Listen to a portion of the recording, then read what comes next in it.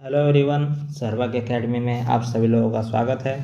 आज की क्लास में हम बिहार एसएससी ग्रेजुएट लेवल सचिवालय सहायक की प्रारंभिक परीक्षा 18 दिसंबर 2011 के क्वेश्चन देखेंगे, जिसमें कि हमने अभी तक 5 भाग देखा और आज हम 6वें भाग को देखेंगे। तो चलते हैं क्वेश्चन की तरफ। अभी तक हमने टोटल 60 क्वेश्चन देख लिए हैं, जिसका लिंक डिस्क्रिप्शन में दिया हुआ है। आप वहां जाके हमारे उन सारे वीडियो को देख सकते हैं। अगर आपने उन वीडियो को नहीं देखा है तो वहां जाके ज़रूर से ज़रूर देख लीजिए, जिससे कि आपको अंदाज़ा हो जाए कि पेपर कैसे पूछे जा रहे हैं। तो चलते हैं आज के क्वेश्चन की तरफ। आज का हमारा 61 यानी कि पहला क्वेश्चन आज का हमारा है 61 क्वेश्चन है, पौधों में क्लोरोफिल बनाने के लिए कौन सा तत्व सहायक होता है? The right answer is option second, magnesium. पौधों में क्लोरोफिल बनाने के लिए मैग्नीशियम सहायक होता है। आपको पता होगा कि क्लोरोफिल की मदद से ही प्रकाश संश्लेषण होता है in the presence of light. चलते हैं अगले क्वेश्चन की तरफ। वह तापमान जिस पर सेंटीग्रेड तथा फ़ारेनहाइट थर्मामीटर की रीडिंग एक समान होती है? The right answer is option fourth, -40 degree. -40 degree Celsius या कहिए -40 डिग्री फ़ारेनहाइट, इन दोनों पर सेंटीग्रेड और फ़ारेनहाइट की थर्मामीटर डिग्री समान होती है। हम आपको बता दें कि सेल्सियस और फ़ारेनहाइट टेम्परेचर की एसआई यूनिट नहीं है। टेम्परेचर की एसआई यूनिट केल्विन होती है, जिसे कि हम के से डिनोट करते हैं, और इसे हम सेल्सियस में 273 यानी कि 273 जोड़ते हैं तो केल्विन का मान आता है। जैसे -40 डिग्री है तो -40 डिग्री को हम सेल्सियस है तो उसे हम अगर केल्विन में निकालेंगे तो उसमें 273 ऐड करेंगे, जिससे कि 233 केल्विन आएगा।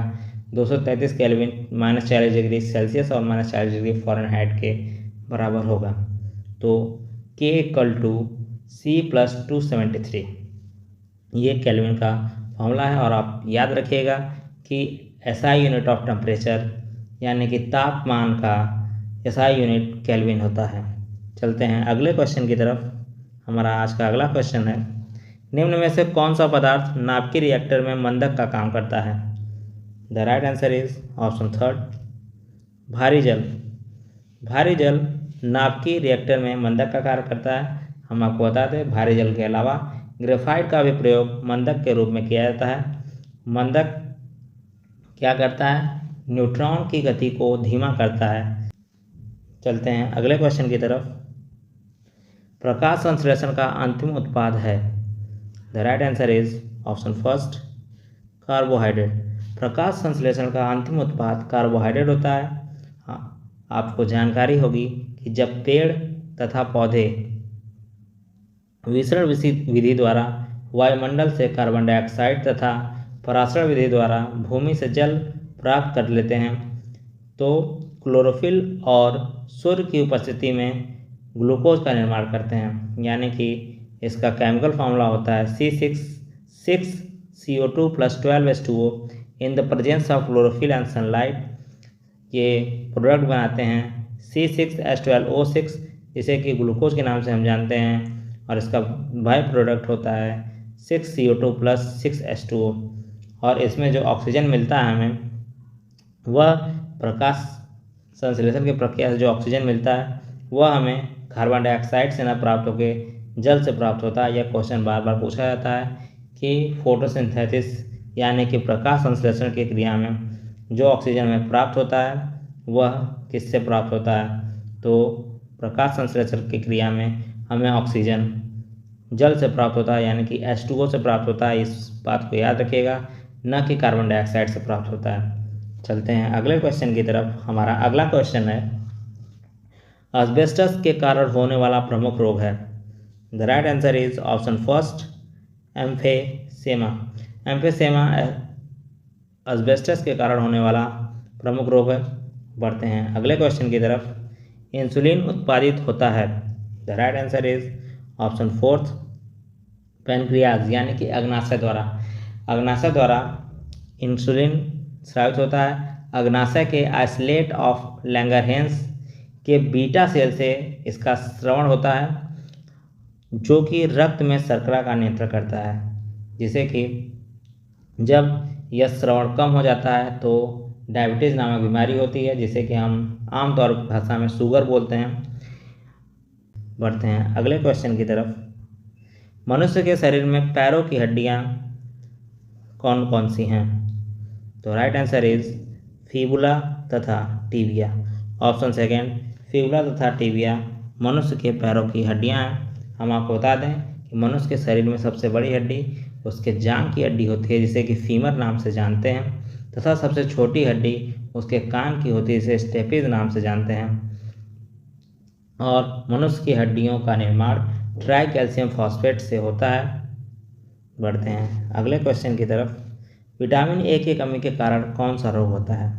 The right answer is option third, night blindness नामक रोग विटामिन की कमी से होता है, जिससे कि हम शाम के टाइम दिखाई नहीं देता है। जिसे भी यह रोग होता है वह शाम के टाइम अच्छे से नहीं देख पाता, धुंधलापन दिखाई देता है।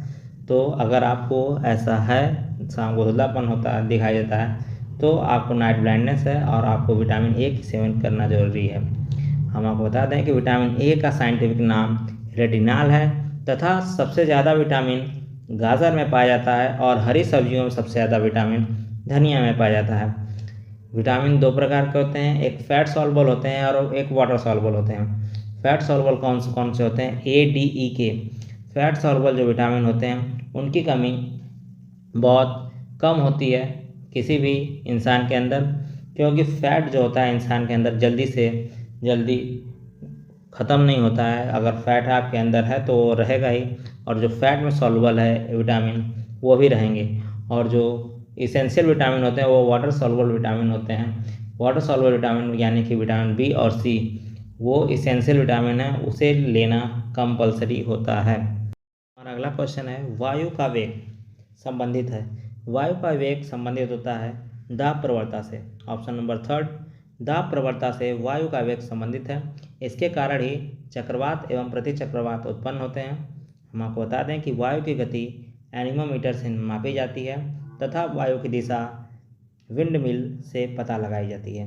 बढ़ते हैं नेक्स्ट क्वेश्चन की तरफ। हमारा अगला क्वेश्चन है, कंप्यूटर में वायरस संबंधित है। कंप्यूटर में वायरस एक प्रोग्राम होता है जिसे कि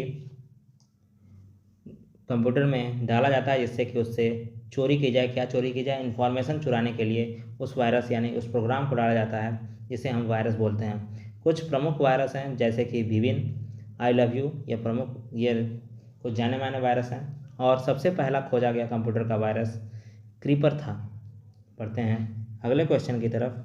अधातुएं सामान्यतः विद्युत की कुचालक होती हैं, परंतु ग्रेफाइट विद्युत का सुचालक है, क्योंकि इसमें स्थिरताबद्ध इलेक्ट्रॉन होते हैं। ऑप्शन नंबर सेकेंड, जो अधातु होते हैं वो विद्युत के कुचालक होते हैं, लेकिन ग्रेफाइट जो है इसमें स्थिरताबद्ध इलेक्ट्रॉन होते हैं। इसके कारण यह एक सुचालक होता है और इसकी संरचना षटफलकीय होती है, तथा इसका प्रयोग पेंसिल में इलेक्ट्रोड के इस्तेमाल में तथा रंग बनाने में किया जाता है।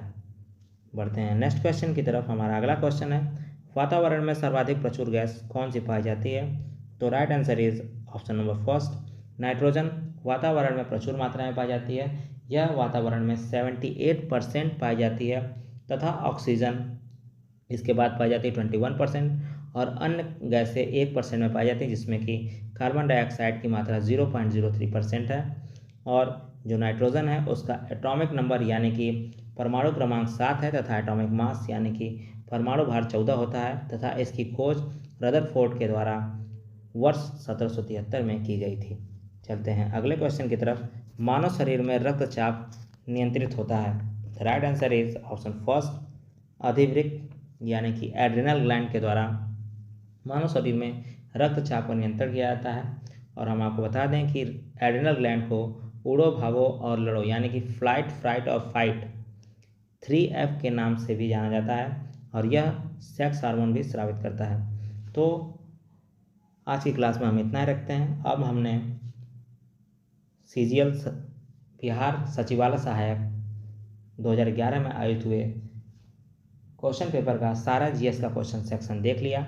अब हम 2013 में आयोजित हुए बिहार सचिवालय सहायक का पेपर अगली क्लास में देखेंगे।